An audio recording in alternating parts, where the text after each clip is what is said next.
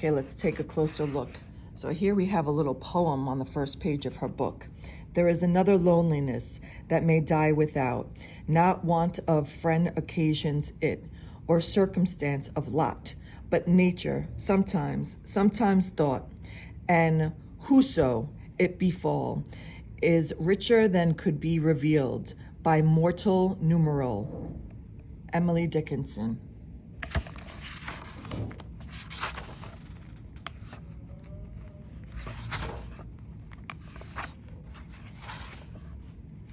I love that she has some, text underneath. It looks like mathematical notes or a page from a textbook, and she reverses it upside down and then paints on top of it.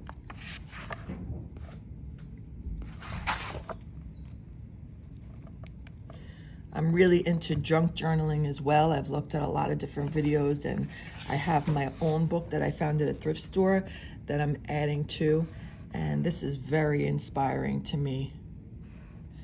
Again, another page with a lot of content. With leaves are thick in summer wood, then Bunny wears a coat of brown, for Mother Nature thinks he should be thus attired, up and down. The shaded paths he takes his way, blending with thicket and with tree. And from his enemies he may conceal himself quite easily. But when old winter looms in sight, and sun and ice drape oak and pine, above the brown hairs grow the white, till Bunny has an ulster fine, a warm white ulster, very good, for winter wear, and eyes are keen, which can see Bunny in the wood, outlined against the wintry scene. We swim, we see icicles, we wear heavy coats, we go wading, we go coastal, we sit on the grass, we skate, we go barefoot, we wear sunsuits, we make snowmen, we go on picnics, we throw snowballs, we drink lemonade, we wear warm caps. This is a comic about Marley, and it looks like she goes to a library where she finds a book about a monkey. Right?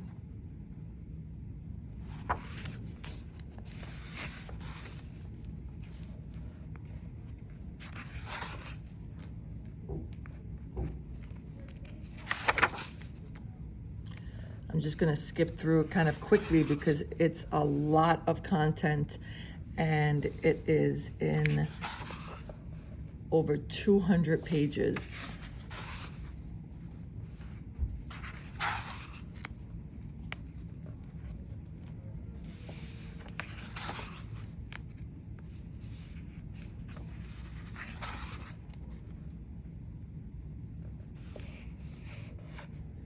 Sometimes we feel we cannot draw a chicken, so here is a chicken to use on those days to copy, trace, cut out, and paste. The dear chicken is on the job.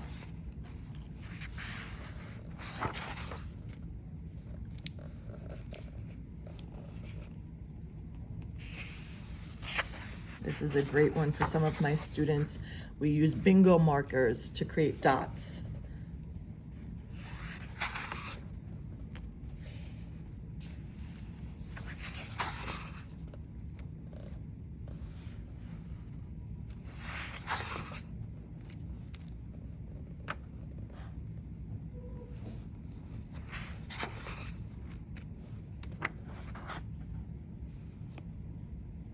Doodling, scribbling, I love it.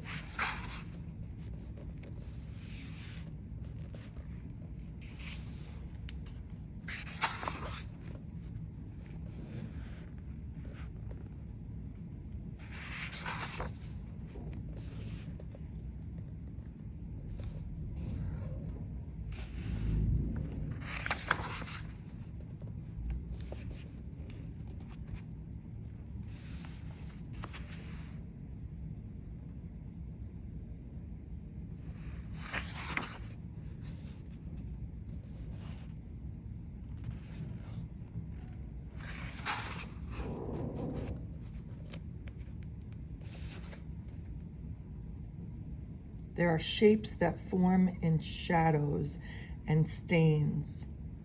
What makes this happen? Do you see? What is there?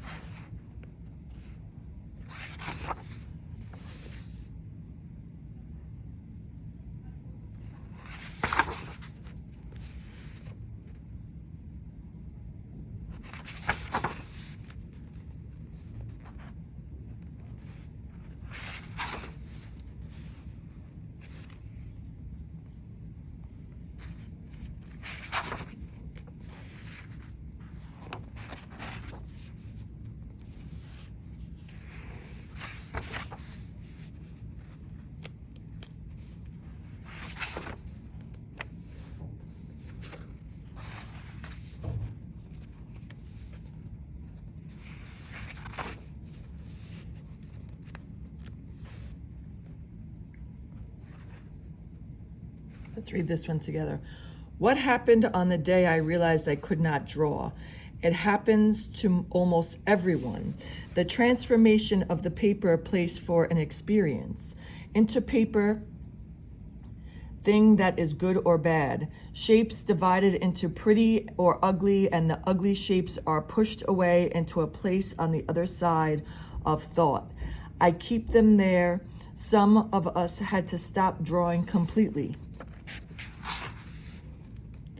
Or we had to learn how to draw in the organized way that others could recognize and say yes to. Yes, that is a nice drawing. So you have not wasted time or paper. Keep drawing, and if you are lucky and you can remember what drawing used to be to you, you may be able to find your way back to the place where the shapes are happening.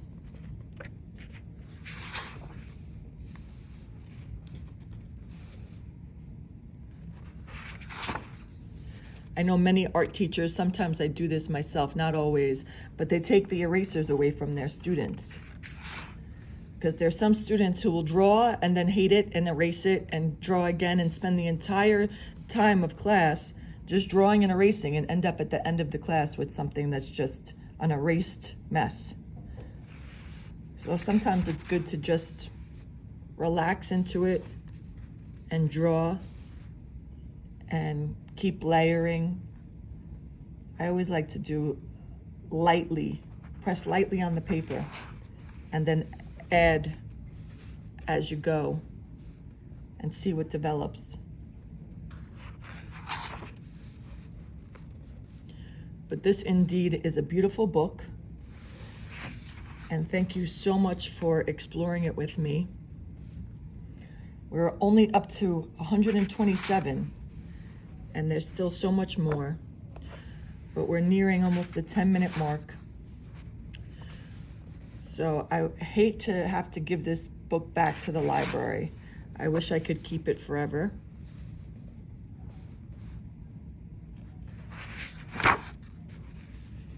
If anyone is interested in supporting our classroom project on Donors Choose, it's www.donorschoose.org/Miss Sarah.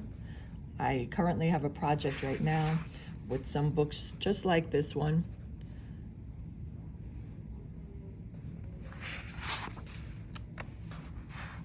And we would love your support for our classroom library to incorporate literacy skills in our photography and art lessons.